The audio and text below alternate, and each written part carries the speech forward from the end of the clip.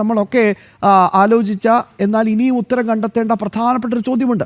ഈ സംഘടിതമായി അടിച്ചു മാറ്റിയ കടത്തിക്കൊണ്ടുപോയ സ്വർണത്തിൻ്റെ ബാക്കി അതെവിടെ പോയി എന്നൊരു ചോദ്യമുണ്ടായിരുന്നു. അവിടെയാണ് രമേശ് ചെന്നിത്തല ഈ തെരഞ്ഞെടുപ്പ് പ്രചരണം കൊട്ടിക്കേറുന്ന സമയത്ത് വന്നത്. അത് എനിക്കറിയാം ആ സ്വർണം ഇവിടെ പോയിട്ടുണ്ടെന്ന് ഒരു പ്രധാനപ്പെട്ട വ്യവസായി എന്നോടത് പങ്കുവച്ചിട്ടുണ്ട്. അന്താരാഷ്ട്ര മാർക്കറ്റിൽ ഈ സ്വർണം അമൂല്യ വസ്തുവായി വിറ്റഴിക്കപ്പെട്ടു എന്ന് വളരെ പ്രധാനപ്പെട്ട ഒരു കാര്യം എന്നോടൊരു വ്യവസായി പറഞ്ഞിട്ടുണ്ട് എന്നൊരു പരാമർശം, ഒരു വെളിപ്പെടുത്തൽ രമേശ് ചെന്നിത്തല നടത്തുന്നത്. പക്ഷേ തെരഞ്ഞെടുപ്പിൻ്റെ ആവേശ സമയത്താണ് അത് സ്വാഭാവികമായിട്ടൊരു രാഷ്ട്രീയ നേട്ടത്തിന് വേണ്ടി നടത്തിയതാണോ എന്ന ചോദ്യമൊക്കെ കൃത്യമായി തന്നെ ഉയർന്നിരുന്നു. എങ്കിൽ പോലും ഇന്ന് ഈ അന്വേഷണ സംഘത്തിന് മുമ്പാകെ എത്തി ഇതിൻ്റെ വിശദാംശങ്ങൾ നൽകാം എന്നായിരുന്നു ചെന്നിത്തല പറഞ്ഞത്. അദ്ദേഹത്തിന് ഈ വിവരം, നിർണായക വിവരം നൽകിയ വ്യവസായിയെയും ചോദ്യം ചെയ്യട്ടെ എന്നൊരു നിലപാട് അദ്ദേഹം എടുത്തിരുന്നു. പക്ഷേ ഇന്ന് അദ്ദേഹം മൊഴി നൽകാനായി ഈ അന്വേഷണ സംഘത്തിന് മുമ്പാകെ 11 മണിക്ക് എത്തുമെന്നായിരുന്നു പറഞ്ഞത്. എന്നാൽ പോയിട്ടില്ല.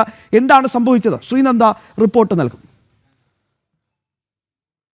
ശബരിമലയിലെ സ്വർണ്ണപ്പാളികൾ രാജ്യാന്തര പുരാവസ്തു വിൽപ്പന സംഘത്തിൽപ്പെട്ടവർക്ക് കൈമാറിയിട്ടുണ്ടെന്ന് ചൂണ്ടിക്കാട്ടിയാണ് കഴിഞ്ഞ ദിവസം രമേശ് ചെന്നിത്തല SITക്ക് കത്ത് നൽകിയത്. ഇതിന്റെ അടിസ്ഥാനത്തിലാണ് SIT സംഘം രമേശ് ചെന്നിത്തലയുടെ മൊഴി രേഖപ്പെടുത്താൻ തീരുമാനിച്ചത്. ഇന്ന് 11 മണിയോടുകൂടി ഈഞ്ചക്കലിലെ ക്രൈംബ്രാഞ്ച് ഓഫീസിലെത്തി മൊഴി നൽകുമെന്ന് രമേശ് ചെന്നിത്തലയും വ്യക്തമാക്കിയിരുന്നു. എന്നാൽ ചില അസൗകര്യം മൂലം ഇന്ന് SIT സംഘം ചെന്നിത്തലയുടെ മൊഴി രേഖപ്പെടുത്തില്ല. മറ്റൊരു ദിവസം മൊഴിയെടുക്കാനാണ് തീരുമാനം. തനിക്കറിയാവുന്ന ഒരു വ്യവസായിയാണ് സ്വർണ്ണക്കൊള്ളയുമായി ബന്ധപ്പെട്ട നിർണായക വിവരങ്ങൾ പങ്കുവച്ചതെന്നും തനിക്ക് ലഭിച്ച വിവരങ്ങൾ SITക്ക് മുന്നിൽ കൈമാറുമെന്നും രമേശ് ചെന്നിത്തല വ്യക്തമാക്കി. അതുമായി ബന്ധപ്പെട്ട് ഈ സ്വർണ്ണക്കൊള്ളയുമായി ബന്ധപ്പെട്ട് അദ്ദേഹം എന്നോട് പറഞ്ഞ വിവരങ്ങൾ എനിക്ക് തോന്നി അത് SIT അറിയിക്കേണ്ടത് ആവശ്യമാണ്. അറിയിച്ച് അവർ അന്വേഷണം നടത്തട്ടെ.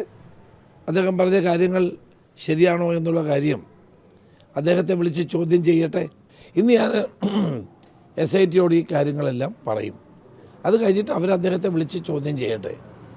എനിക്കൊരു വിവരം കിട്ടിയപ്പോൾ അത് ഞാൻ അറിയിക്കേണ്ടത് ഒരു പൊതുപ്രവർത്തകൻ എന്ന നിലയിൽ എൻ്റെ ഉത്തരവാദിത്തമാണ് എന്ന് ഞാൻ കരുതി. നിലവിൽ ദക്ഷിണേന്ത്യൻ സംസ്ഥാനങ്ങളിൽ മാത്രം ഒതുങ്ങുന്ന അന്വേഷണം പുതിയ വെളിപ്പെടുത്തലോടെ വിദേശത്തേക്കും നീളുകയാണ്.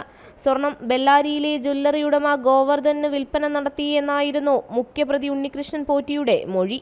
എന്നാൽ ദ്വാരപാലക ശില്പങ്ങളിലെ സ്വർണം എന്ന നിലയിൽ പുരാവസ്തു മൂല്യം തിരിച്ചറിഞ്ഞ ഒരു രാജ്യാന്തര സംഘം ഇത് കടത്തിയെന്നാണ് ആരോപണം.